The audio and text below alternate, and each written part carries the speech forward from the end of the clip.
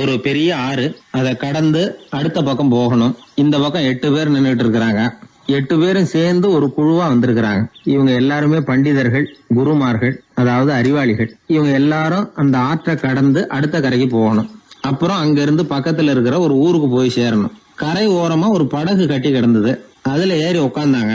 அது மூலமா அடுத்த கரைக்கு போய் சேர்ந்தாங்க. அங்க போய் கரையேறின உடனே அவங்களுக்குள்ள ஒரு விவாதம். அறிவாளிகள் இல்லையா, அதனால ஒருத்தர் சொன்னார், இந்த படகு நமக்கு உதவி செஞ்சிருக்குது. அது செஞ்ச உதவி மூலமா தான் நாம 8 பேரும் இந்த ஆற்றை கடந்து இந்த பக்கம் வந்திருக்கிறோம். இது செஞ்சிருக்கிற உதவிக்கு நாம நன்றி செலுத்தணும், பதில் மரியாதை செய்யணும். அதை எப்படி செய்யறது அப்படின்னார். இன்னொருத்தர் அதுக்கு ஒரு யோசனை சொன்னார். நமக்கு உதவி செஞ்சிருக்கிற இந்த படகுக்கு மரியாதையும் நன்றியும் செலுத்துகிற முறையில அதை நாம எல்லாரும் நம்ம தலைமையில சுமந்துகிட்டு போறதுதான் நியாயம். ஏன்னா நம்ம அது சுமந்தது இல்லையா, அதுக்கு பதிலா நாம அதை சுமக்கணும். அதுதான் சரியான நன்றியா இருக்கும் அப்படின்னார். இதுதான் சரியான யோசனைன்னு எல்லாரும் ஒத்துக்கிட்டாங்க. அவ்வளவுதான். உடனே அந்த படகை தூக்கி தலையில வச்சுக்கிட்டு 8 பேர் நடக்க ஆரம்பிச்சிட்டாங்க. அப்படியே அவங்க போக வேண்டிய கிராமத்துக்கு போய் சேர்ந்தாங்க. அந்த ஊர் மக்களுக்கு இது வேடிக்கையா இருந்தது. ஆச்சரியமா அவங்கள பார்த்தாங்க. ஏங்க, எதுக்காக இப்படி செய்யறீங்க அப்படின்னு கேட்டிருக்கிறாங்க. படகுங்கிறது மனிதர்களை கரை சேர்க்கறதுக்காகத்தானே இருக்குது. நாம அதை எதுக்காக சுமக்கணும்? அதை ஆற்றங்கரையிலேயே விட்டுட்டு வந்திருக்கலாமே அப்படின்னாங்க. இதுக்கு அந்த 8 பேர்ல ஒருத்தர் சொன்னாராம், என்ன இப்படி சொல்றீங்க? உங்களுக்கு நன்றி உணர்வே கிடையாதா? நீங்க நன்றி கெட்டவங்களா இருக்கிறீங்க, நாங்க நன்றி உடையவர்களா இருக்கிறோம். நன்றி உடைமை அப்படின்னா என்னன்னு எங்களுக்கு தெரியும். அதனாலதான் எங்களை கரை சேர்த்த படகுக்கு நாங்க நன்றி செலுத்துறோம். இந்த படகு எப்பவும் எங்க தலைமையிலதான் இருக்கும் அப்படின்னார். இது புத்தர் சொன்ன ஒரு கதை. வழி இருக்கு பாருங்க, அதையே முடிவுன்னு நினைச்சு வாழ்நாள் பூரா புடிச்சுக்கிட்டு மனிதர்கள் துன்பப்படுறாங்க அப்படிங்கறது அவருடைய கருத்து. ஒரு மனிதன் ஜபம் பண்றான், வழிபாடு பண்றான், அது மூலமா ஒரு விழிப்புணர்வு கிடைச்சுட்டுதுன்னு வச்சுக்கோங்க. அதுக்கப்புறம் எதுக்கு அந்த ஜபமும் வழிபாடும்? தூக்கி எறிஞ்சிட வேண்டியதானே. ஆனா மனுஷன் அப்படி பண்றது இல்ல. வழிபாட்டையே லட்சியமா வச்சுக்கிட்டு அதையே கெட்டியா புடிச்சுக்குவான். அந்த ஜபத்துக்கு அவன் ஒரு கைதி ஆயிடுறான். அதனால அதை விட்டுட்டு அவனால வெளியில வர முடியல. வழிபாடு மூலமா சாதிச்சுடலாம் அப்படின்னு நினைக்கிறது தப்பு அப்படிங்கிறார் ஓஷோ. ஜபம்ங்கிறது ஒரு முள். காலில் குத்துன முள்ளை எடுக்கிறதுக்கு இன்னொரு முள்ளை பயன்படுத்துறோம். முள்ளை எடுத்தாச்சு, அப்புறம் என்ன? 2 முள்ளையும் வீசி எறிஞ்சிட வேண்டியது தானே. 2 முள்ளுக்குமே இனிமே பிரயோஜனம் இல்லை. பழைய முள் இருந்த இடத்துல புதிய முள்ள குத்தி வச்சா வலிதான் தொடரும். அப்படி செய்யறவன் முட்டாள். ஆனா இப்படிப்பட்ட முட்டாள்களுக்கு உலகத்துல பஞ்சமே இல்லைங்கிறார் அவர். அதனால வழிபாடு, ஜபம் அப்படின்னு எல்லாம் சொல்றோமே, அதையெல்லாம் கூட விழிப்புணர்வோட பயன்படுத்தணும். நம்ம ஆள் ஒருத்தன், அவன் என்னன்னா காலில் ஒரு முள்ளை தைச்சுக்கிட்டான். இன்னொரு முள்ளால அதை எடுத்துக்கிட்டு இருக்கிறான். ரொம்ப நேரமா முயற்சி பண்ணிட்டு இருந்தான். கடைசியா அப்பாடா எடுத்தாச்சு அப்படின்னு சொல்லிவிட்டு மறுபடியும் முள்ள எடுக்க ஆரம்பிச்சான். என்னப்பா இது, அதுதான் முள்ள எடுத்துட்டிய, அதுக்கப்புறம் என்னத்துக்கு முயற்சி பண்ணிட்டு இருக்கிறேன்னு கேட்டாங்க. இதுக்கு அவன் சொல்றான், ஏற்கனவே தச்சிருந்த முள்ளை எப்பவோ எடுத்துட்டேன். அதை எடுக்கிறதுக்காக உபயோகப்படுத்திக்கிட்டு இருந்தேனே இன்னொரு முள்ளு, அது இப்ப உள்ள மாட்டிக்கிட்டு இருக்குது. அதனாலதான் மறுபடியும் முதல்ல இருந்து ஆரம்பிக்கிறேன் அப்படின்னா.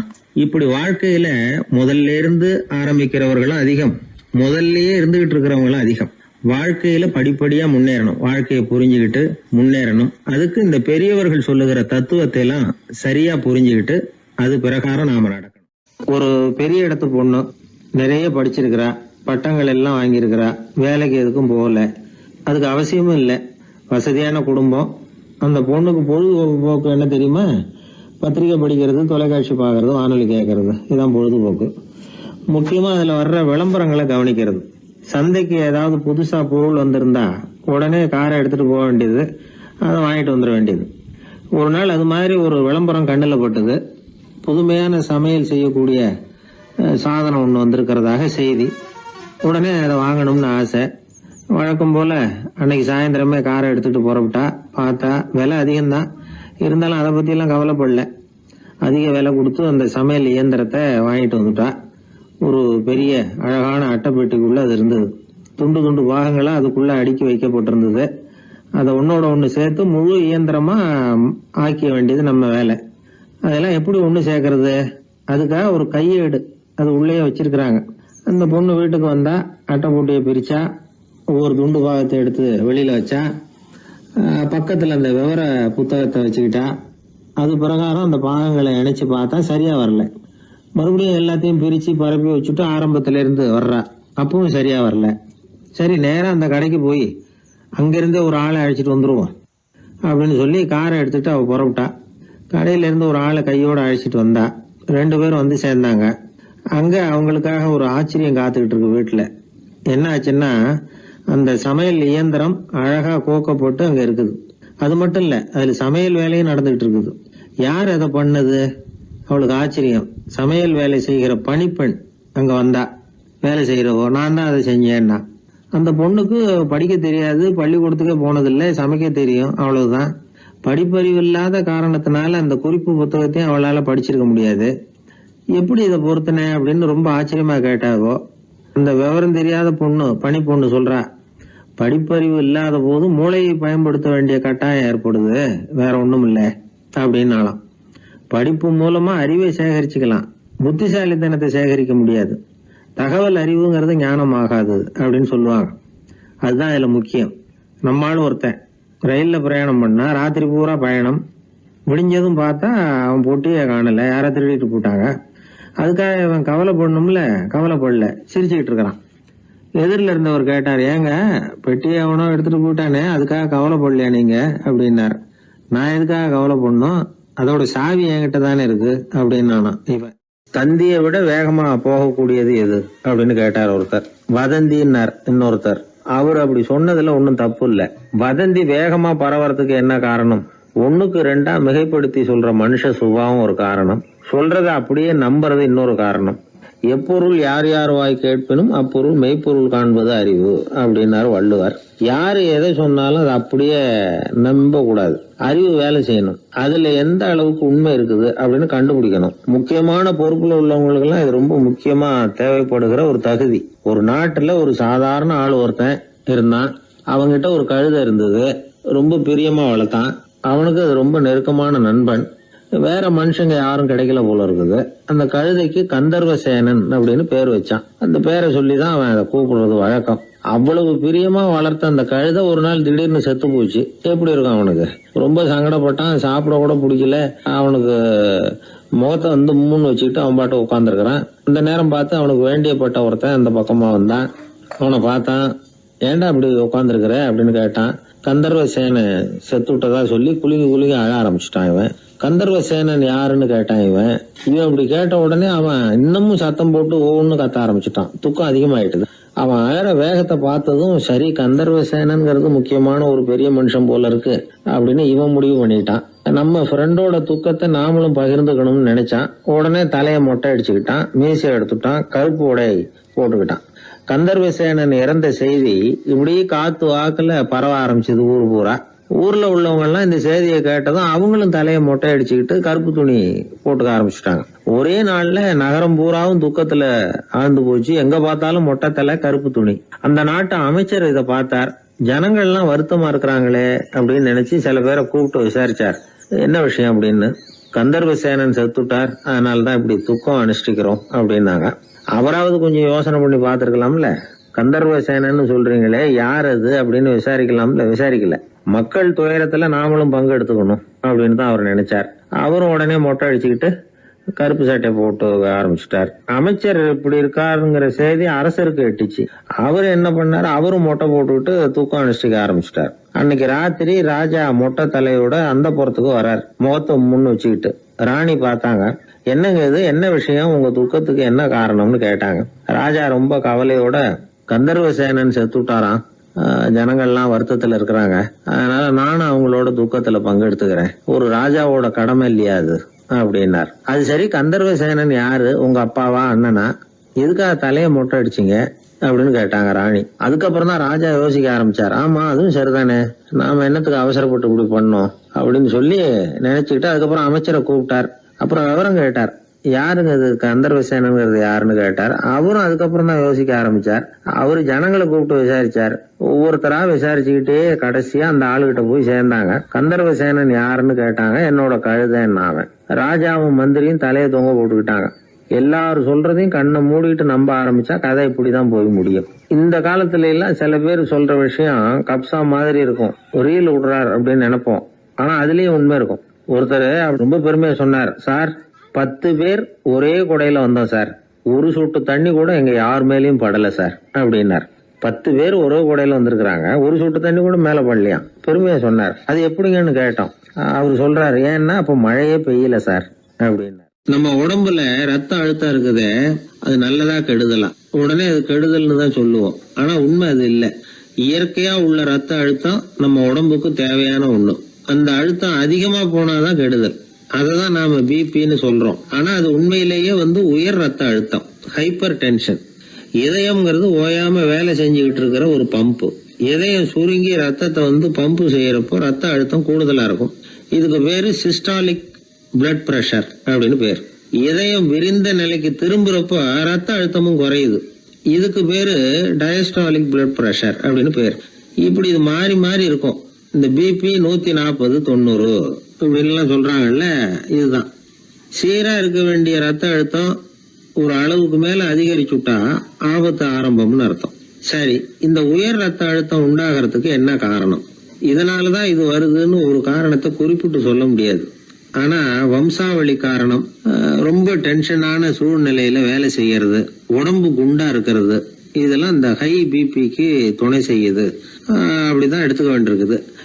இது கிருமியினால ஏற்படுற வியாதி இல்லை, உடம்புல ஏற்படுற ஒரு பழுது, அவ்வளவுதான். 40 வயசுக்கு மேலதான் பொதுவா இது பாதிக்கும். அதெல்லாம் சரி, ஒருத்தருக்கு உயர் ரத்த அழுத்தம் இருக்குது, அதை கட்டுப்படுத்துறதுக்கு வழி ஏதாவது உண்டா அப்படின்னா உண்டு. மருந்து கொடுத்தும் சரி பண்ணலாம். மருந்து இல்லாத சிகிச்சை முறைகளும் இருக்குது. இப்ப மருந்து சாப்பிடுறதுன்னா டாக்டர் கிட்ட போயிடலாம். அதுக்கு இப்ப சுமாரா 30 விதமான மருந்துகள் இருக்குதான். மருந்தோட உடல் கட்டுப்பாடும் மனக்கட்டுப்பாடும் சேர்ந்ததுன்னா ரொம்ப விசேஷம். அது இருக்கட்டும், மருந்து இல்லாம நாம செய்ய வேண்டியது என்ன, அதை தெரிஞ்சுக்குவோம். முதல்ல சீரான உடற்பயிற்சி, வாக்கிங் ரொம்ப நல்லது. மனசை அமைதிப்படுத்துறதுக்கு யோகாசனம், ஆழ்நிலை தியானம், இது மாதிரியான பயிற்சிகள் நல்லது. ஒரு காலத்துல யோகாசனம் பண்ணுங்க, தியானம் பண்ணுங்கன்னு சொன்னா ஒரு மாதிரியா பார்த்தாங்க.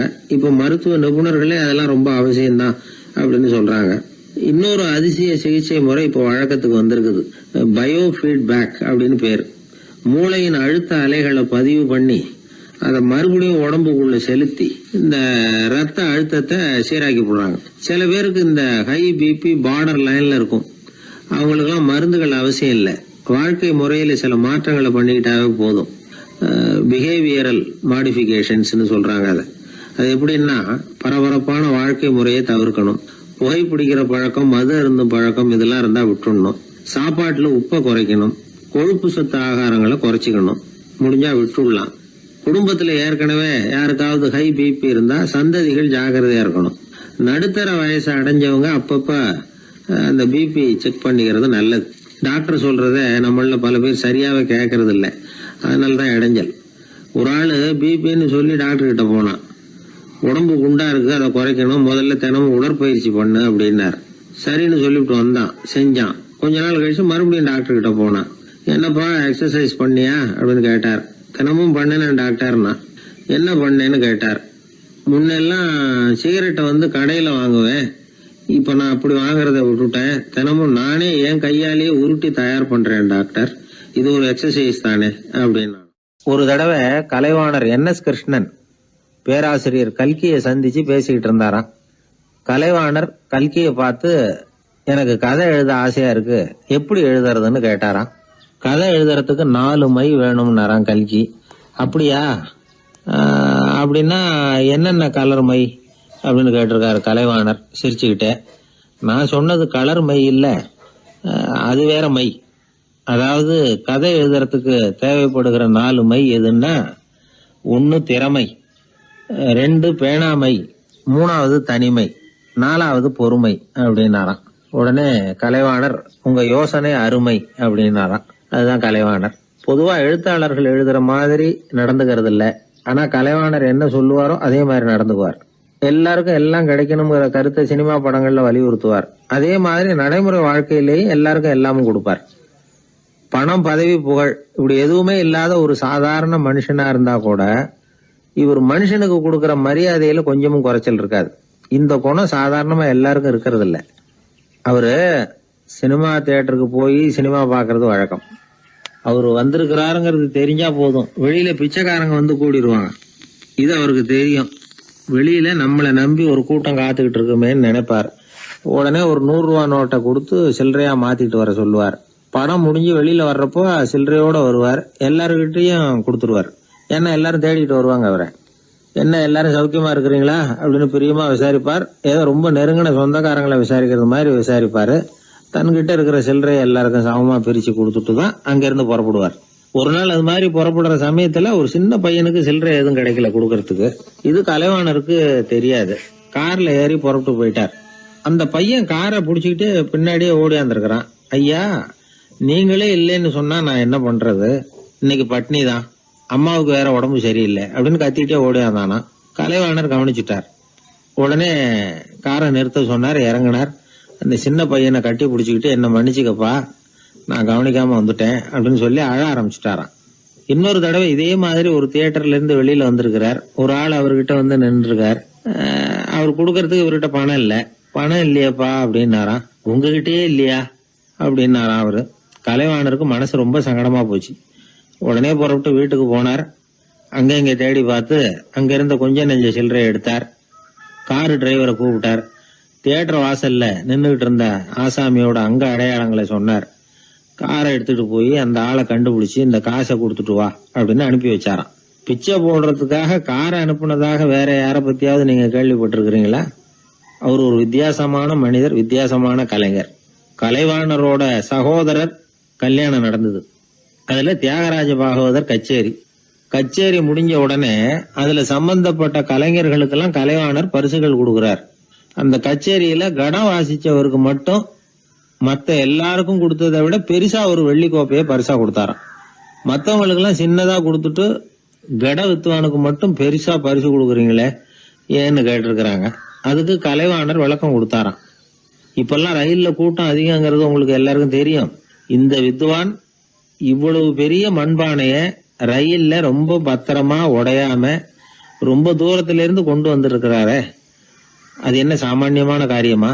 அவரோட அந்த சாமர்த்தியத்தை பாராட்டுறதுக்காக தான் அவருக்கு இவ்வளவு பெரிய பரிசு அப்படின்னா. ஒரு மனிதன் கோபப்படும் பொழுது அவனை நல்லா கவனிச்சு பாருங்க. ஏதாவது ஒரு மிருகத்தின் சாயல் அவன் முகத்துல தெரியும். முகம் அழகா இருக்கிறது எப்போ? அவன் புன்னகையோட இருக்கிறப்பதான். கோபமா இருக்கிறப்ப முகம் அழகா இருக்காது. சார் கோபத்துல இருக்கார், இந்த கோபம் குறையறதுக்குள்ள ஒரு போட்டோ எடுத்துருங்க, அழகா இருக்கும் அப்படின்னு யாரும் சொல்றது இல்ல. போட்டோ எடுக்கிறவர் கூட எடுக்கிறதுக்கு முன்னாடி முகத்தை கொஞ்சம் சிரிச்ச மாதிரி வச்சுங்க சார் அப்படின்னு தான் சொல்லுவார். முகத்தை கொஞ்சம் கடுகடுப்பா வச்சுங்க சார், அப்பதான் நல்லா அமையும் அப்படின்னு நான் சொல்லுவாரு. ஒரு உண்மை என்ன தெரியுமா? கோபம் மனசையும் கெடுக்கும், உடம்பையும் கெடுக்கும். கோபப்படுகிறவர்களின் ஆயுள் காலம் குறைகிறது அப்படிங்கிறது விஞ்ஞான உண்மை. சிரிக்கிறவங்க ஆயுள் காலம் அதிகரிக்கிறது அப்படிங்கறதும் விஞ்ஞான உண்மை. கோபப்படுறவங்களை யாரும் விரும்புறதில்லை. கோபப்படுற அப்பா அம்மா கிட்ட பிள்ளைங்க நெருங்காது. கோபப்படுற அதிகாரிகள் கிட்ட ஊழியர்கள் நெருங்க மாட்டாங்க. கோபப்படுற வாத்தியார்கிட்ட பிள்ளைங்க நெருங்குறது இல்ல. அவன் எப்ப பார்த்தாலும் வள்ளுன்னு விழுவான். அதனால எப்பவும் அவன் பக்கத்திலேயே இருக்கணும்னு ஆசைப்படுறேன் அப்படின்னு ஒருத்தன் சொன்னா அவனை இவன் வேடிக்கை பார்க்க ஆரம்பிச்சுட்டான் அப்படின்னு அர்த்தம். சரி, இந்த கோபம் எதனால வருது? இயலாமையினாலதான் வருதான். இப்ப நீங்க நினைக்கிறத நிறைவேற்றக்கூடிய சாமர்த்தியம் உங்ககிட்ட இல்லைங்கிறப்போ அது கோபமா வெளிப்படுது, அவ்வளவுதான்.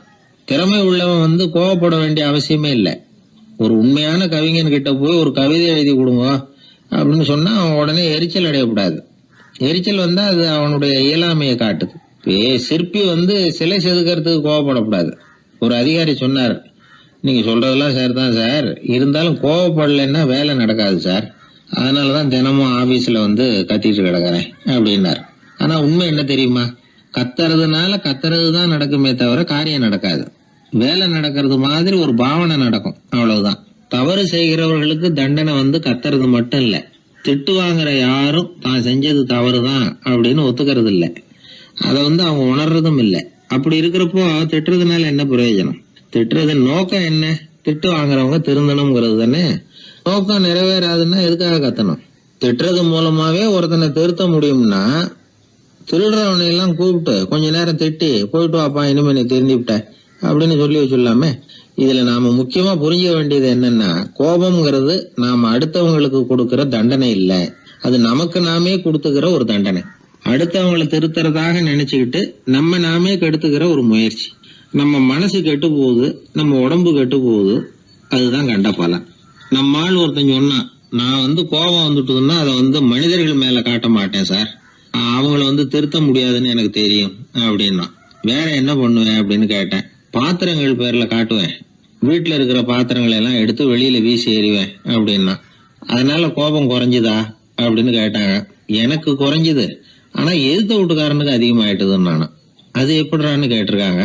நான் எனக்கு கோபம் வந்த உடனே நேரம் அவங்க வீட்டுக்குள்ள போய் அங்க இருக்கிற பாத்திரங்களை தான் எடுத்து வெளியில வீசி எறிகிறேன் அப்படின்னா. ஒரு வெளி தேசத்துல இருந்து ஒருத்தர் நம்ம நாட்டுக்கு வந்தார். இங்க ஒருத்தர் அவரை அன்பா கூப்பிட்டு உபசரிச்சார். ஒரு ஆரஞ்சு பழத்தை அவர்கிட்ட கொடுத்து சாப்பிட சொன்னார். அவர் அதை வாங்கினார். அதை அப்படியும் இப்படியும் புரட்டி பார்த்தார். அவருக்கு ஒன்னும் புரியல. ஏன்னா அவர் தேசத்துல அது இல்ல போல இருக்கு. என்ன செய்யறதுன்னு அவருக்கு ஒன்னும் புரியல. அப்படியே கடிச்சு பார்த்தார். கசப்பா இருந்தது. தூக்கி எறிஞ்சுட்டார். அதை ஏன் தூக்கி எறிஞ்சுட்டீங்கன்னு கேட்டார் இவர். கசக்குது, அதை எப்படி சாப்பிடுறது அப்படின்னாரு அவரு. அது அப்படி சாப்பிடக்கூடாது, மேல உள்ள தோலை எடுத்து எரிஞ்சுடணும், இனிப்பான பகுதி உள்ள இருக்குது அப்படின்னு விவரம் சொன்னார் இவர். இப்படி சொன்னவர் ஒரு யோகி. வாழ்வின் வெளிப்பக்கத்திலேயே இருந்துகிட்டு இருந்தா கசப்பான பிரச்சனைகளையே சந்திக்க வேண்டியிருக்கும். உள்பக்கத்துக்கு போகணும், அப்பதான் அங்க இருக்கிற இனிப்பை உணர முடியும் அப்படிங்கிறார் அந்த யோகி. நாமெல்லாம் 2 வகையான வாழ்க்கை வாழறோமா. மேலோட்டமான வெளிப்படையா உள்ள வாழ்வுங்கிறது ஒண்ணு, உள்ளார்ந்த வாழ்வுங்கிறது ஒண்ணு. வாழ்வின் வெளிப்புறம் பிரச்சனைகளும் சவால்களும் நிறைஞ்சது, உள்புறம் அமைதியா இருக்கிறது. இந்த உள்பக்கத்துலதான் மகிழ்ச்சியான வாழ்வுக்கு தேவையான புதையல் இருக்குதான். யாரு கண்டா அந்த புதையல? ஆழ்நிலை தியானம் எல்லாம் பண்றாங்கல்ல, அது எதுக்காக? அந்த புதையலை கண்டுபிடிக்கிறதுக்கு தான். நாம் அந்த உள்பக்கத்துக்கு போய் அங்க உள்ள ஊக்க சக்தியையும் புத்திசாலித்தனத்தையும் பொறுக்கி எடுத்துக்கிட்டு அன்றாட வாழ்க்கையில அதையெல்லாம் உபயோகப்படுத்தணும். மனசு ஒரு குரங்கு மாதிரி அலையுதுங்கிறோம், அதை கட்டுப்படுத்த முடியலங்கிறோம். மனசு அலையிறது உண்மைதான். தேனி எதுக்காக அலையுது? தேனுக்காக அலையுது. அது மாதிரிதான் மனசும் அலையுது. மகிழ்ச்சி, சாந்தி இதுகளை தேடி அலையுது. மனசை உள்பக்கமா அலைய விடணும். மகிழ்ச்சியான வாழ்வுக்கு என்னென்ன தேவைங்கிறத இந்த யோகி சொல்றார். ஊக்கம், புத்திசாலித்தனம், அமைதி, சாந்தம். இது எல்லாம் நம்ம கிட்ட நமக்குள்ளேயே இருக்குது. அதனாலதான் சொர்க்கம் நமக்குள்ளே இருக்குன்னு சொல்றது. புதையல நமக்குள்ளேயே வச்சுக்கிட்டு அதை தேடி புலம்பிக்கிட்டு இருக்கிறது ரொம்ப வேடிக்கைங்கிறார் அவர். இதெல்லாம் கேட்கறப்போ உங்கள பல பேருக்கு கோபம் கூட வரலாம். என்ன சார் இது, இன்று ஒரு தகவல்ல ஏதாவது உபயோகமா சொல்லுவீங்கன்னு பார்த்தா என்னமோ தத்துவம் எல்லாம் பேசிக்கிட்டு இருக்கிறீங்களேன்னு நினைக்கலாம் நீங்க. இதுவும் உபயோகமான விஷயம்தான். நாம தியானம் அது இதுன்னு எதுவும் பண்ணலன்னா கூட மனசுல அழுத்தமோ இறுக்கமோ இல்லாம எப்பவும் சந்தோஷமா இருக்கிறதுக்கு பழகிட்டா அதுவே போதும். ஏன்னா மன இறுக்கத்தினாலேயே ஏகப்பட்ட நோய்கள் வருதான். பெருவாரியான உடம்பு கோளாறுகளுக்கு வாழ்க்கையின் விரக்தியாலேயும் தோல்விகளாலேயும் ஏற்படுற மன இறுக்கம்தான் காரணம்ங்கிறது மருத்துவ ஆராய்ச்சி முடிவு. நான் இறுக்கம் இல்லாம இருக்கிறதுக்கு தான் பிரியப்படுறேன், இந்த சமூகம் அதுக்கு இடம் கொடுக்கலையே, என்ன பண்றது அப்படிங்கிறது சில பேரோட கேள்வி. இந்த சமூகத்தை சரி செய்ய வேண்டியது நாம தான், நம்மளை சரி பண்ணிக்க வேண்டியது நாம தான். நான் சரியா இருக்கிறேன், சமூகம் சரியில்லைன்னு அதை ஒதுக்கி பிரயோஜனம் இல்லை. ஒரு குடும்பஸ்தர், அவர் மனசுல எப்பவும் டென்ஷன். அவர் டென்ஷன் இல்லாம இருக்கிறதுக்கு பழகிக்கிட்டார். அதுக்கப்புறமா அவர் சொல்லுவார், நான் ஒன்னும் ஆழ்நிலை தியானம்லாம் பண்ணல, இருந்தாலும் என் மனசு எப்பவும் அமைதியா தான் இருக்குது. இவ்வளவுக்கும் எங்க வீட்டுல தினமும் என் சம்சாரத்துக்கும் எங்க அம்மாவுக்கும் சண்டை நடந்துகிட்டே தான் இருக்கும் அப்படிம்பார். அது சரிங்க, உங்க அம்மா ஒரு பக்கம், உங்க மனைவி ஒரு பக்கம், அவங்க 2 பேரும் சண்டை போடுறப்போ நீங்க எந்த பக்கம் இருப்பீங்க அப்படின்னு கேட்டார் ஒருத்தர். அந்த சமயம் நான் வீட்டுக்கு வெளிப்பக்கம் இருப்பேன் அப்படின்னார் அவர். அங்க ஒரு முனிவர் இருந்தார். சுவாமி, என்ன ஆசீர்வாதம் பண்ணுங்க, எனக்கு ஏதாவது புத்தி சொல்லுங்க அப்படின்னா அவர் ஆசீர்வாதம் பண்ணார். அதுக்கப்புறம் சொன்னார், மகனே, நீ எந்த காரியத்தை செஞ்சாலும் செய்யறதுக்கு முன்னாடி ஒரு தடவை அதனால ஏற்படக்கூடிய விளைவுகளை நல்லா யோசிக்கணும். உன் மனசுக்கு அது சரின்னு தெரிஞ்சா மட்டும் அதை செய்யணும் அப்படின்னார். அரசன் அவர் சொன்னதை அப்படியே மனசுல வாங்கிக்கிட்டான். அவர் காலடியில விழுந்து வணங்கினான். 100 பொற்காசுகளை அவர் காலடியில வச்சுட்டு திரும்பணும். அமைச்சர் இதை கவனிச்சார். என்ன இது, நம்ம அரசர் இவ்வளவு ஏமாளியா இருக்கிறாரு, இந்த ஒரு சாதாரண யோசனை சொன்னதுக்கு 100 பொற்காசுகள் கொடுத்துட்டாரு. அமைச்சர் இப்படி நினைக்கிறது அவர் முகத்தை பார்த்ததுமே அரசனுக்கு புரிஞ்சுட்டுது. இருந்தாலும் அதை பத்தி ஒன்னும் கேட்டுக்கல. 2 பேரும் திரும்பி அரண்மனைக்கு வந்து சேர்ந்தாங்க. அதுக்கப்புறம் அந்த அரசன் என்ன பண்ணான் தெரியுமா? காட்டுல முனிவர் சொன்ன அந்த புத்திமதியை ஒரு கல்லுல கல்வெட்டா செதுக்கணும்.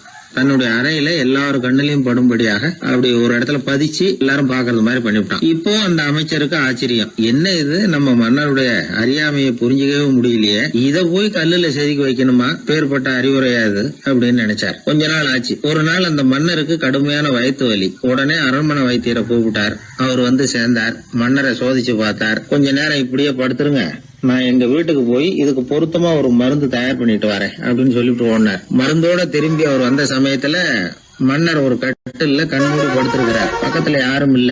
வைத்தியர் வந்தார். ஒரு சின்ன கோப்பையில கொஞ்சம் மருந்தை ஊத்தினார். அப்படியே அங்க சுத்தி முத்தி பார்த்தார். ஏதோ ஒரு பொடியை வந்து அதுல கலந்தார். கலந்து எடுத்துக்கிட்டு மன்னரை நெருங்கினார். கொஞ்சம் யோசனை பண்ணார். அப்புறம் திரும்பி போனாரு. கையில இருந்த மருந்தை அப்படியே கீழே கொட்டிவிட்டு வந்தார். அந்த கோப்பையை நல்லா கழுவி சுத்தம் பண்ணிவிட்டு மறுபடியும் கொஞ்சம் மருந்தை ஊத்திட்டு வந்தார். அதுக்கப்புறம் மன்னா அப்படின்னு சொல்லி மெதுவா கூப்பிட்டாரு. இவர் எழுந்திருச்சார். அப்புறம் இவரு சொன்னார், மன்னர், வைத்தியரே, நான் வந்து கண்ணை மூடிக்கிட்டு இருந்தாலும் அப்பப்ப கவனிச்சுக்கிட்டு தான் இருந்தேன். முதல்ல எதையோ கலந்தீங்க, அப்புறம் அதை கொட்டிவிட்டு வேற என்ன விஷயம், உண்மையை சொல்லுங்க அப்படின்னு மிரட்டினார். வைத்தியர் மிரண்டு போட்டார். அப்படின்னு மன்னருடைய காலில் விழுந்தார். அதுக்கப்புறம் உண்மையை சொன்னார். மகாராஜா, உங்களுடைய படை தளபதி உங்களை கொல்றதுக்காக சதி பண்ணார். விஷம் கலந்து கொடுக்கும்படியாக சொன்னார். வெகுமதி நிறைய தர்றேன்னார். நானும் சரின்னு சொல்லிவிட்டு இங்க வந்தேன். அவர் கொடுத்த விஷப்புடிய மருந்துல கலந்தேன். எடுத்துக்கிட்டு உங்ககிட்ட வந்தப்போ எதிரில நீங்க வச்சிருக்கிற அந்த கல்வெட்டு வாசகம் கண்ணுல போட்டது. எந்த காரியத்தை செஞ்சாலும் அதோட விளைவுகளை பத்தி யோசிக்க சொல்லிச்சு அந்த வாசகம். யோசனை பண்ணுனேன், என் உயிருக்கே ஆபத்துங்கிறத புரிஞ்சுக்கிட்டேன். உடனே திரும்பி போய் அதை கொட்டி கழுவி விட்டு வேற நல்ல மருந்தா ஊத்திக்கிட்டு வர்றேன் அப்படின்னார். இப்ப அந்த மன்னர் அமைச்சரை கூப்பிட்டார். பாத்தீங்களா, இந்த புத்திமதிய அன்னைக்கு நீங்க அலட்சியமா நினைச்சீங்க, இன்னைக்கு அதுதான் என் உயிரை காப்பாத்தி இருக்குது அப்படின்னார். அமைச்சர் தலையை குனிஞ்சுக்கிட்டாராம். அதனால பெரியவர்கள் நமக்கு சொல்ற புத்திமதி சாதாரணமா தான் தெரியும். அதுக்காக நாம வந்து அதை அலட்சியம் பண்ணிடக்கூடாது. இந்த காலத்துல ஒருத்தன் ஒரு சாமியார் கிட்ட போனா ஒரு 1000 ரூபாய அவர் காலடியில வச்சுட்டு திரும்பி வந்தான். எதுக்கு அதுன்னு கேட்டேன். இன்னைக்கு நான் இந்த அளவுக்கு நல்லபடியா இருக்கிறதுக்கு அவர் தான் காரணம். ஏற்கனவே ஒரு தடவை இவர்கிட்ட வந்து புத்தி சொல்லுங்கன்னு கேட்டேன், மாட்டேன்னு விட்டார். அன்னைக்கு அவர் ஏதாவது எனக்கு புத்தி சொல்லி நான் அது பிரகாரம் நடந்திருந்தேன்னா இன்னைக்கு நான் வீணா போயிருப்பேன். அதுக்காக ஒரு நன்றியை தெரிவிக்கிறதுக்காக தான் இன்னைக்கு வந்தேன், இந்த காணிக்கையை செலுத்துறேன் அப்படின்னு சொல்லிவிட்டு அவன் பாட்டு தெருவில் இறங்கி நடந்து போனான். உழைப்பும் நேர்மையும் உயர்வதற்கு வழிகள். அதை விட்டுட்டு உட்கார்ந்த இடத்துல இருந்துகிட்டே உயர போகணும் அப்படின்னு ஆசைப்படக்கூடாது. பல பேர் அப்படிதான் கற்பனை பண்றாங்க. அந்த கற்பனையிலேயே பாதி வாழ்க்கை ஓடி போடுது. உழைப்புங்கிற வழியையும் நேர்மைங்கிற வழியையும் ஒதுக்கிவிட்டு குறுக்கு வழியில ஓட நினைக்கிறவங்க குப்புற விழுந்துடுறாங்க. எந்த தொழிலை நாம செய்தாலும் சரி, அந்த தொழிலுக்குரிய பெருமையை நாம புரிஞ்சுக்கிட்டு அதுல ஈடுபடணும். அப்படி இல்லாம, என்ன சார் பொழப்புது, இந்த தொழிலை மனுஷன் செய்வானா அப்படி புலம்பிக்கிட்டே இந்த தொழிலையே செஞ்சுக்கிட்டு இருக்கிறவங்க நம்மள பல பேர் உண்டு. செய்யும் தொழிலே தெய்வம் அப்படின்னு சொல்றாங்கல்ல, அப்படி சொல்றது எதுக்காக? அந்த அளவுக்கு அதுல ஒரு ஈடுபாடு வேணுங்கிறதுக்காக தான். ஒரு பெரிய மலைப்பகுதி, அந்த மலை அடிவாரத்துல ஒரு சிற்பி உட்காந்து ஒரு சிலையை வடிச்சுக்கிட்டு இருக்கிறான். கையில ஒரு சின்ன உளிய வச்சுக்கிட்டு ஒரு பெரிய கருங்கல் பாறையை கொஞ்சம் கொஞ்சமா உடைச்சுக்கிட்டு இருக்கான். ஒரு சிற்பத்தை வடிக்கிறதுங்கிறது அவ்வளவு உன்னதமான ஒரு தொழிலா? எல்லாராலையும் முடியுமா அது? அப்படி இருந்தும் அந்த சிற்பிக்கு மன நிறைவில்லை. அவன் நினைக்கிறான், இந்த கடுமையான வெயில்ல உட்கார்ந்து வேலை செய்யறது எவ்வளவு கஷ்டம்.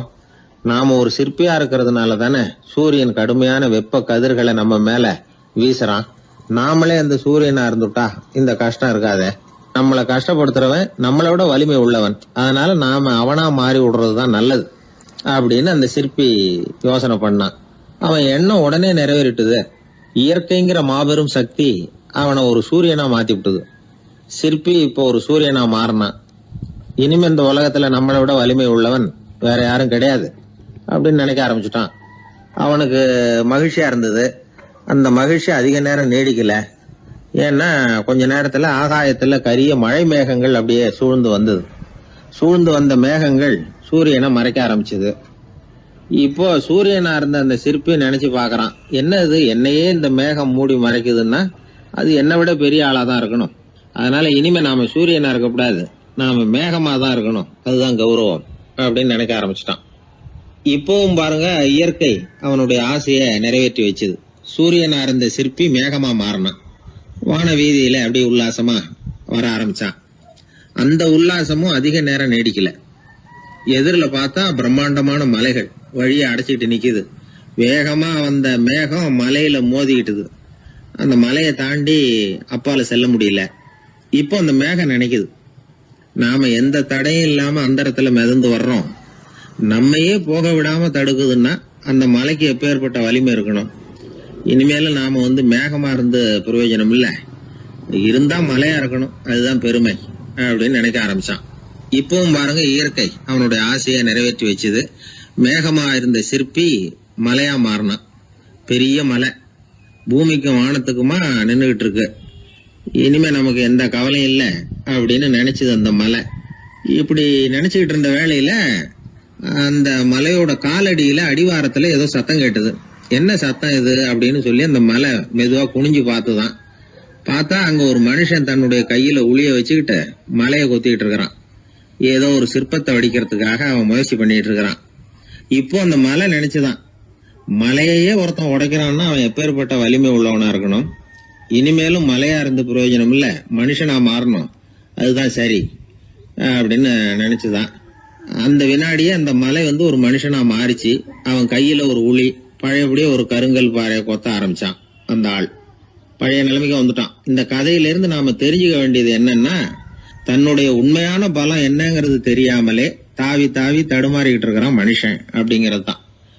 இனிமேலாவது அதை புரிஞ்சுக்கணும். நாம அதுவா மாறணும்னு நினைக்கிறது தப்பு, நாம இருக்கணும் அப்படின்னு நினைக்கிறது தான் உண்மை, அதுதான் சரி. அந்த சிற்பி என்னென்னோ கற்பனை பண்ணி கடைசியில மறுபடியும் சிற்பியாகவே வந்து சேர்ந்தான் பாருங்க. அதனால நம்முடைய உண்மையான பலம் என்ன அப்படிங்கறத தெரிஞ்சுக்கிட்டு நடந்துகிட்டோம்னா வாழ்க்கையில எப்பொழுதும் வெற்றி நிச்சயம். பண்றதுன்னு எனக்கு புரியல அப்படின்னு கவலைப்பட்டார் ஒரு அப்பா. என்ன பண்றது, அப்பாவோட குணம் கொஞ்சமாவது பிள்ளைக்கும் இருக்கதானே செய்யும்னா, அட போங்க சார், அவனை அடக்கிறதுக்கு ஏதாவது வழி சொல்லுவீங்கன்னு பார்த்தா நீங்க என்னோட சரித்திரத்தை புரட்ட ஆரம்பிச்சுட்டீங்களே. அப்புறம் கேட்டேன் அவரை, சரி பையன் அடம் பண்ணா அவனை நீங்க எப்படி அடக்குறீங்க அதை சொல்லுங்க முதல்ல, அதுக்கப்புறம் என் யோசனையை சொல்றேன் அப்படின்னு. அவரு சொன்னார், வேற என்ன பண்ணுவேன், மிரட்டுவேன், அடிப்பேன், அவ்வளவுதான் எனக்கு தெரியும்னார். அடிச்சா அடங்கிடுவானா பையன் அப்படின்னு கேட்டேன். அது எப்படிங்க அடங்குவான், இன்னமும் தீவிரமா அடம் பண்ண ஆரம்பிச்சிருவான், கத்தி ரகலை பண்ணிவிடுவான் அப்படின்னார். குழந்தை அடம் பண்றானேங்கிற கவலை பல குடும்பங்கள்ல உள்ள ஒரு பிரச்சனை தான். இதுக்கு இப்ப மருத்துவர்கள் ஒரு சுலபமான வழியை சொல்றாங்க. அது என்னன்னா, ஒரு குழந்தை அடம் பண்ணிச்சுன்னா அதை அடிக்கப்படாதான், அதுக்கு பதிலா வேற ஒரு காரியம் பண்ணலாமா. அது என்னன்னா, குடும்பத்துல இருக்கிற எல்லாரும் ஒண்ணு சேர்ந்து அந்த குழந்தைகிட்ட கொஞ்ச நேரம் பேசாம இருந்தோம்னுமா, பேச்ச நிறுத்திக்கணும். குழந்தையால பேசாம இருக்க முடியாது, அது யோசனை பண்ணும், தன்னுடைய தவறை உணர்ந்து அது வருந்த ஆரம்பிக்கும். இப்படி தொடர்ந்து செஞ்சுக்கிட்டு வந்தா குழந்தை கொஞ்ச நாள்ல அடம் பண்றதை நிறுத்தி விடுமா. இது டாக்டர்கள் இப்ப சொல்லி கொடுக்குற ஒரு யோசனை. அதே மாதிரி சில குழந்தைகள் சரியான காரணம் இல்லாம அடம் பண்ணணுங்கிறதுக்காகவே கத்துது பாருங்க, அதை நிறுத்துறதுக்கு கூட ஒரு வழி இருக்குது. அது என்ன வழின்னா, அது அழற சமயத்துல அந்த சத்தத்தை ஒரு டேப் ரெக்கார்டர் மூலமா பதிவு பண்ணி வச்சுக்கணும். குழந்தை கத்த ஆரம்பிக்குதுன்னு வைங்க, உடனே ஏற்கனவே பதிவு பண்ணி வச்சிருக்கிற அழுகை சத்தத்தை போட்டு அந்த குழந்தை காதுல விழறது மாதிரி பண்ணணும். தன்னுடைய அழுகை சத்தத்தை கேட்க ஆரம்பிச்ச உடனே அந்த குழந்தை தான் அழறத நிறுத்திக்குமா. சில குழந்தைகள் சாப்பிட மாட்டேன்னு அடம் பண்ணும். வளர்ந்த குழந்தைய வற்புறுத்தி சாப்பிட சொல்லக்கூடாது. சில பேர் என்ன பண்ணுவாங்கன்னா, கட்டாயப்படுத்தி சாப்பாட்டை திணிப்பாங்க. அதெல்லாம் ரொம்ப தப்பு. குழந்தைக்கு விவரம் தெரிஞ்சதுக்கு அப்புறம் சாப்பாட்டு விஷயத்துல நீங்க தலையிட வேண்டிய அவசியமே இல்லை. பசிச்சா சாப்பிடணுங்கிறது அதுக்கு புரியும். அது தானாவே சுதந்திரமா எடுத்து போட்டு சாப்பிடுறதுக்கு அனுமதிக்கணும். நீங்க போய் அதுகிட்ட நின்றுட்டு சாப்பிடு சாப்பிடு அப்படின்னு வற்புறுத்திட்டு இருக்க கூடாது. நீங்க அதை வற்புறுத்தாம இருந்தா அது உங்களை வித்தியாசமா பார்க்க ஆரம்பிக்கும். உண்மையிலேயே பசி இருந்ததுன்னா தனக்கு எவ்வளவு தேவையோ அவ்வளவு எடுத்து போட்டுக்கிட்டு அந்த குழந்தை சாப்பிட்டுக்கும், எந்த பிரச்சனையும் இருக்காது. ஆக இது மாதிரியான சில நுட்பங்களை நாம மனசுல வச்சுக்கணும். அப்படி வச்சுக்கிட்டோம்னா வீட்டுல குழந்தைகளால எந்த பிரச்சனையும் இருக்காது. இந்த காலத்து பையன் ஒருத்தன், அவன் ரொம்ப கவலையோட வந்தான். என்னப்பா விஷயம்னு விசாரிச்சேன். எங்க அப்பா என்கிட்ட 1 மாசம் உன் கூட பேச மாட்டேன் போ அப்படின்னு சபதம் போட்டுட்டாருன்னா, அதுக்காகவா இப்படி கவலைப்படுறேன்னு கேட்டேன். இல்லைங்க, அந்த 1 மாச கெடு இன்னையோட முடியுது, அதுக்காக கவலைப்படுறேன் அப்படின்னா. ஒரு பெரிய சிந்தனையாளர் இருந்தார். அவர் ரஷ்யாவில் இருந்தார். நிறைய புத்தகங்கள் எழுதியிருக்கிறார். அவர் பேரு ஓஸ்பென்ஸ்கி. உலகின் மிகச்சிறந்த 3 புத்தகங்கள்ல ஒண்ணு இவர் எழுதியிருக்கிறார் அப்படின்னு கூட சொல்றது உண்டு. அப்பேற்பட்ட எழுத்தாளர். அந்த காலத்துல குருஜீஃப் அப்படின்னு சொல்லி ஒரு பெரியவர் இருந்தார். ரொம்ப எளிமையான வாழ்க்கை வாழ்ந்துகிட்டு இருந்தவர். இவரை தேடி அந்த எழுத்தாளர் வந்தார். ஐயா, உங்ககிட்ட சில கேள்விகள் கேட்டு விளக்கம் பெறலாம்னு வந்திருக்கிறேன்னார். உடனே அந்த பெரியவர் என்ன செஞ்சாரு தெரியுமா? ஒரு வெற்று காகிதத்தை எடுத்தார், அவர்கிட்ட கொடுத்தார். இந்தாங்க, இதை வச்சுக்கோங்க, நாம 2 பேரும் பேசுறதுக்கு முந்தி நீங்க ஒரு காரியம் பண்ணணும்னார். என்ன செய்யணும் சொல்லுங்கன்னார் அவரு. இந்த காகிதத்துல உங்களுக்கு தெரிஞ்சதெல்லாம் என்ன, தெரியாததெல்லாம் என்ன அப்படிங்கிற பட்டியலை எழுதிக்கிட்டு வாங்க. அதுக்கு பிறகு உங்களுக்கு தெரியாத விஷயங்களை பத்தி நாம 2 பேரும் உரையாடலாம். ஏன்னா உங்களுக்கு தெரிஞ்சதை பத்தி நாம பேசி பிரயோஜனம் இல்ல, தெரியாததை பத்தி பேசினாதான் உங்களுக்கு அது உபயோகமா இருக்கும் அப்படின்னார். இவர் இப்படி சொன்னது அந்த எழுத்தாளருக்கு கொஞ்சம் தர்ம சங்கடமா இருந்தது. நாம எப்பேற்பட்ட சிந்தனையாளர், நம்மள போய் இவர் இப்படி எழுத சொல்றாரு அப்படின்னு நினைச்சாரு. இருந்தாலும் அந்த பெரியவர் பேர்ல இவருக்கு ரொம்ப மரியாதை. அதனால அவர் கொடுத்த காகிதத்தை வாங்கிட்டு தனியா ஒரு இடத்துல போய் உட்கார்ந்தார். யோசிக்க ஆரம்பிச்சார். முதல்ல யோசிச்சார், கடவுளை எனக்கு தெரியுமா அப்படின்னு. கடவுளை பற்றித்தான் எனக்கு தெரியுமே தவிர கடவுளை தெரியாதுங்கிறது புரிஞ்சுது. அதனால தனக்கு தெரிந்த ஒரு விஷயம் கடவுள் அப்படின்னு அவரால் குறிப்பிட முடியல. அடுத்தபடி ஆத்மாவை பத்தி சிந்திச்சார். ஆத்மாவை பற்றித்தான் நமக்கு தெரியுமே தவிர ஆத்மா நமக்கு தெரிஞ்ச விஷயமா இருக்கல அப்படிங்கறது புரிஞ்சுது. அதனால ஆத்மாவையும் தெரிஞ்ச பட்டியல்ல சேர்க்க முடியல. இப்படி ஒவ்வொன்னா அவர் யோசிக்க யோசிக்க எதுவுமே நமக்கு தெரியலங்கிறது அவருக்கு தெளிவாச்சு. நேரம் எழுந்திரிச்சு அந்த பெரியவர்கிட்ட போனார். ஐயா, உங்களை சந்திக்கிற வரைக்கும் எவ்வளவோ விஷயங்கள் எனக்கு தெரிஞ்சிருக்கிறதாக நினைச்சேன். ஆனா உங்ககிட்ட நிறைய கேள்விகள் கேட்கணுங்கிற ஆர்வத்தோட தான் வந்தேன். ஆனா நீங்க கேட்ட ஒரு கேள்விக்கு விடை காண முயன்ற போது எனக்கு எதுவுமே தெரியலங்கிறத புரிஞ்சுக்கிட்டேன் அப்படின்னார். அப்படின்னா உலக புகழ்பெற்ற இவ்வளவு புத்தகங்களை உங்களால எப்படி எழுத முடிஞ்சதுன்னு கேட்டார்.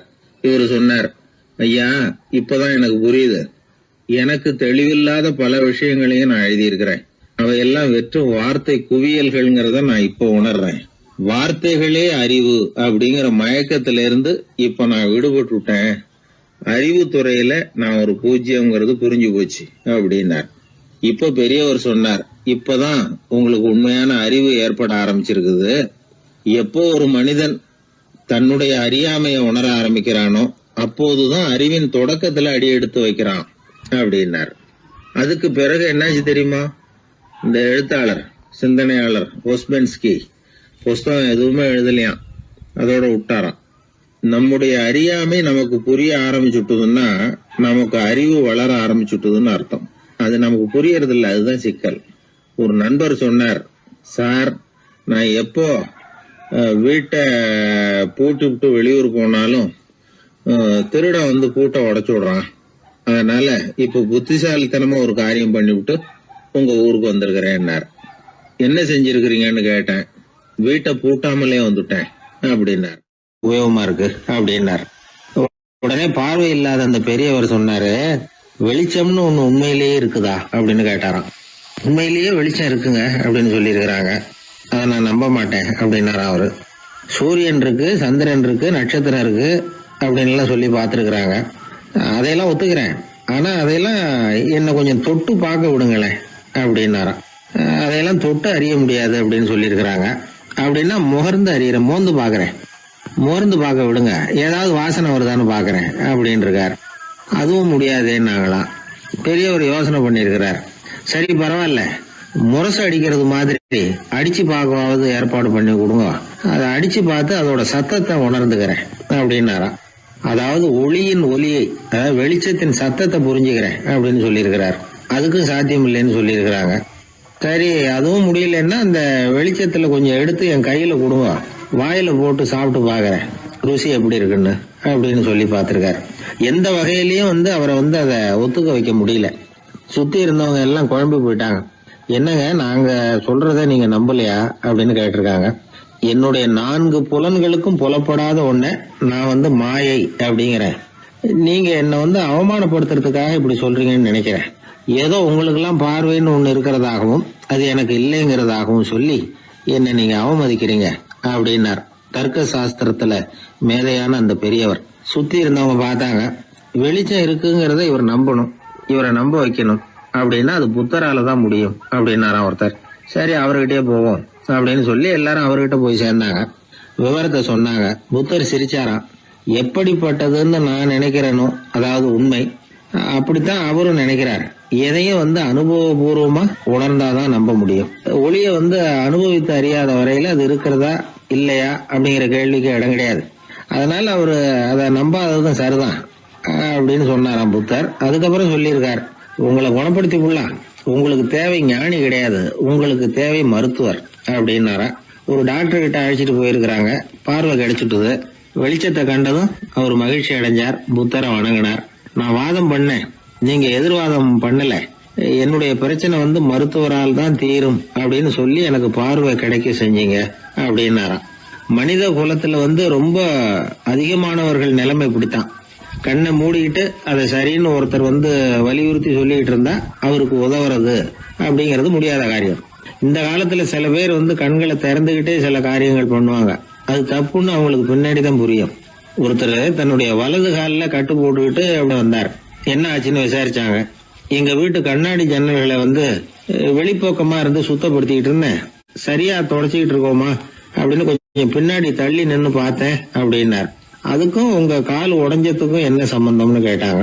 நான் குடியிருந்தது 4வது மாடியாச்சே அப்படின்னாராம். ஊர்ல ஒரு மன்னர் இருந்தார். அவரு பக்கத்து தேசத்து மேல படையெடுக்கணும்னு நினைச்சுக்கிட்டு இருந்தார். அதையும் தன்னுடைய நாட்டோட சேர்த்துக்கணுங்கிற ஆசை. எப்போ படையெடுக்கலாம்னு யோசிச்சுக்கிட்டு இருந்தார். இப்படி யோசிச்சுக்கிட்டு இருந்த சமயத்துல ஒரு பெரியவர் அவரை தேடிட்டு வந்தார்.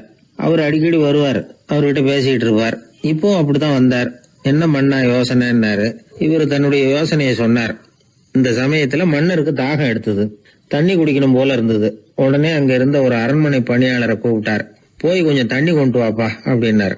அந்த பணியாளர் போனார். ஒரு கோலையில தண்ணி கொண்டு வந்தார். ராஜா கிட்ட நீட்டினார்.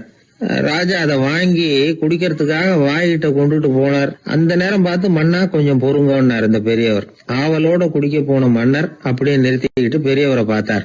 இப்ப அந்த பெரியவர் சொன்னார், மன்னா இப்ப உங்களை விட வலிமை உள்ள ஒரு சக்தி உங்களுக்கு தண்ணி கொடுக்க மறுத்துடுதுன்னு வைங்க, உங்களை குடிக்க விடாம தடுத்துடுது அப்படின்னா இப்ப இந்த ஒரு கோவள தண்ணீரை என்ன விலை கொடுத்து வாங்குவீங்க அப்படின்னு கேட்டார். இப்போ எனக்கு இருக்கிற தாகத்துக்கு என்னுடைய அரசாங்கத்துல பாதியையாவது கொடுத்து இந்த தண்ணியை வாங்கறதுக்கு தயங்க மாட்டேன்னார் அவர். சரி இப்ப அந்த தண்ணியை குடிங்கன்னார் பெரியவர். மன்னர் ஆவலோட அந்த தண்ணியை குடிச்சு முடிச்சார். அதுக்கப்புறம் கொஞ்ச நேரம் தன்னுடைய படையெடுப்பு பத்தி சொல்லிட்டு இருந்தார்.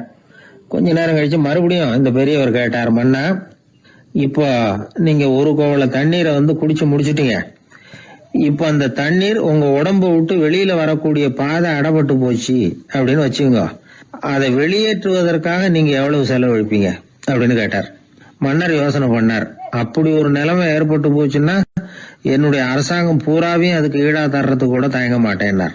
இப்ப அந்த பெரியவர் சொன்னார், எந்த அரசாங்கத்தின் மதிப்பு ஒரு கோவள தண்ணீர் அளவுக்கு கூட இல்லையோ அந்த அரசாங்கத்தை அடையணுங்கிற பேராசையில மனிதர்கள் தங்களுடைய சகோதரர்கள் கூடவே சண்டை போட்டுக்கிறாங்களே, அதுல ஏதாவது அர்த்தம் இருக்குதா அப்படின்னாராம். மன்னருக்கு இப்பதான் அர்த்தம் புரிஞ்சுதான். மனசுல தெளிவு உண்டாச்சு. தன் மனசுக்குள்ள உண்டான வெறிய விரட்டி அடிச்சு விட்டார். அதுக்கப்புறம் நிம்மதியா ஆட்சி புரிஞ்சார். இப்படி ஒரு கதை. உயிருக்கு என்ன விலை கொஞ்சம் யோசனை பண்ணி பாருங்க. ஆனா அது இப்ப எவ்வளவு மலிவா போயிட்டுது, அதையும் யோசனை பண்ணி பாருங்களேன். ஆசை பேராசையா மாறுது, அப்புறம் அது வெறியா ஆகுது, அதுக்கப்புறம் பைத்தியம் பிடிக்குது. இந்த காலத்து மனிதர்களுக்கு 2 விதமான பைத்தியம் பிடிச்சிருக்கிறதாக ஒரு பெரியவர் சொல்றார். ஒன்னு பணம், இன்னொன்னு அதிகாரம். இதெல்லாம் எவ்வளவு காலத்துக்கு நீடிக்கும்? ஒரு சர்வாதிகார நாட்டுல 3 பேர் ஜெயில இருட்டு அறையில பேசிக்கிட்டு இருக்கிறாங்க. நீ எப்படி இந்த ஜெயிலுக்கு வந்த அப்படின்னு ஒருத்தர் கேட்டாராம். இந்த நாட்டு ராஜாவை ஆதரிச்சு நான் பிரச்சாரம் பண்ணினேன், அதனால கூட்டத்துல தகராறு வந்துட்டுது, கலவரமா போச்சு, அதுக்கு நான் தான் காரணம்னு அரெஸ்ட் பண்ணி இங்க கொண்டாந்து போட்டாங்க அப்படின்னாராம் அவரு. சரி நீ எப்படி இங்க வந்த அப்படின்னு இன்னொருத்தரை பார்த்து கேட்டிருக்காரு. நான் இந்த நாட்டு ராஜாவை எதிர்த்து பிரச்சாரம் பண்ணேன், அதனால கலவரம், அரெஸ்ட் பண்ணி கொண்டாந்து போட்டாங்கன்னார். சரிப்பா நீ எப்படி அங்க வந்த அப்படின்னு 3வது ஆளை பார்த்து இவங்க கேட்டாங்களாம். இதுக்கு அந்த ஆள் மெதுவா வெளிச்சத்துக்கு நான் தான் இந்த நாட்டு ராஜா அப்படின்னாராம். சில பேருக்கு தொட்டதெல்லாம் வெற்றியா முடியும், சில பேருக்கு தொட்டதெல்லாம் தோல்வியா முடியும். இதுல உள்ள ரகசியம் என்ன? அதை தெரிஞ்சுக்கணும்னா இந்த கதையை கேளுங்க. ஜப்பான்ல ஒரு பெரிய வீரர் இருந்தார். அவர் பேரு நொபுனாகா. அவர்கிட்ட இருந்த படை வீரர்கள் கொஞ்சம் பேர் தான்.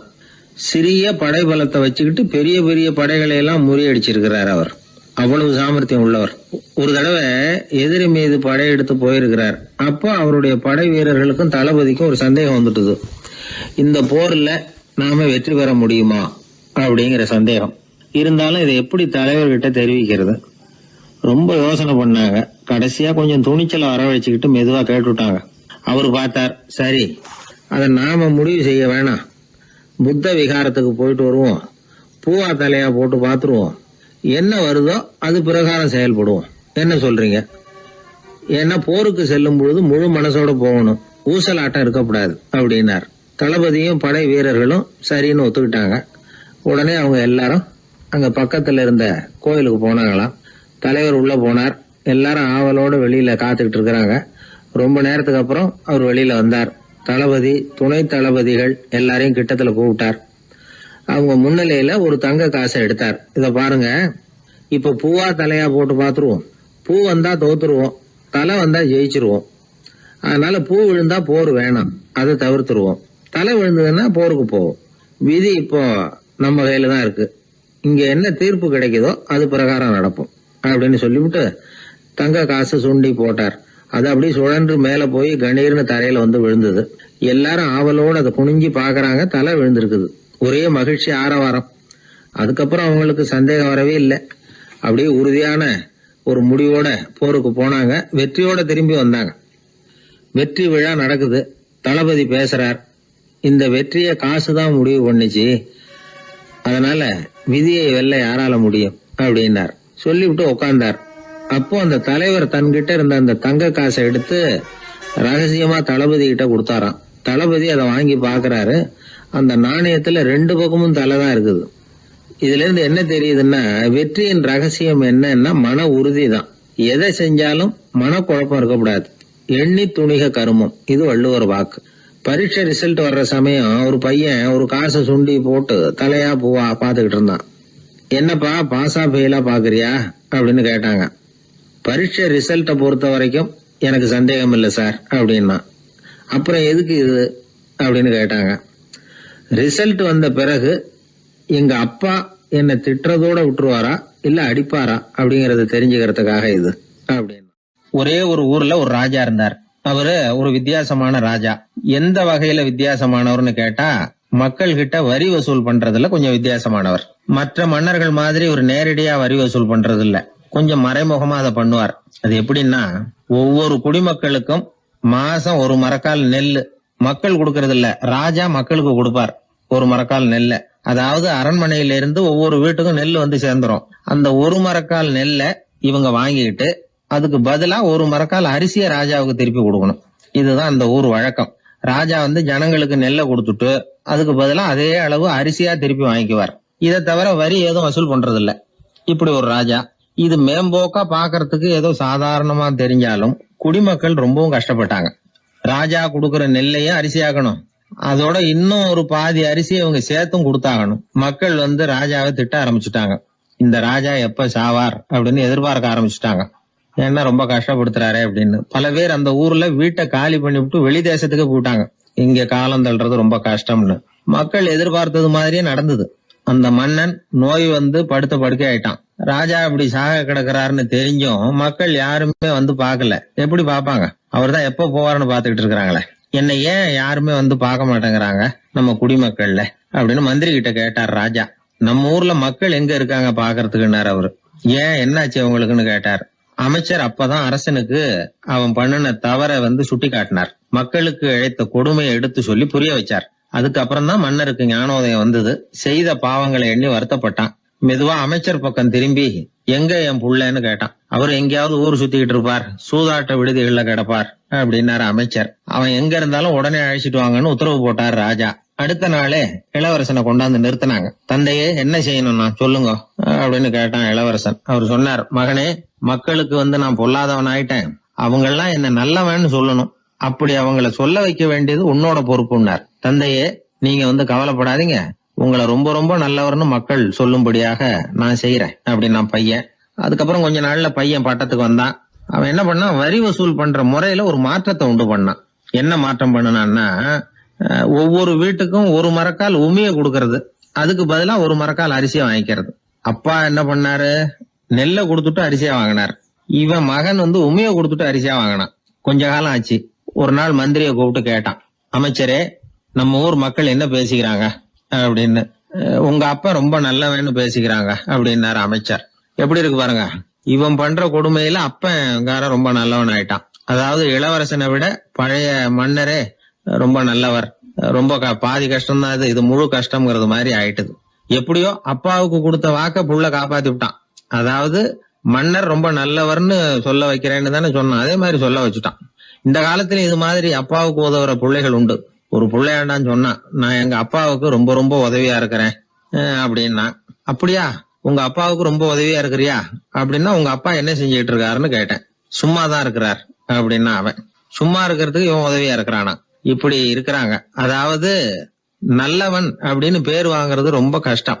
அத எந்த வகையில வாங்கணும்னு முடிவு பண்றதுதான் முக்கியம். அதனால வாழ்க்கையில நாம மன்னரா இருந்தாலும் சரி, சாதாரண மக்களா இருந்தாலும் சரி, நல்ல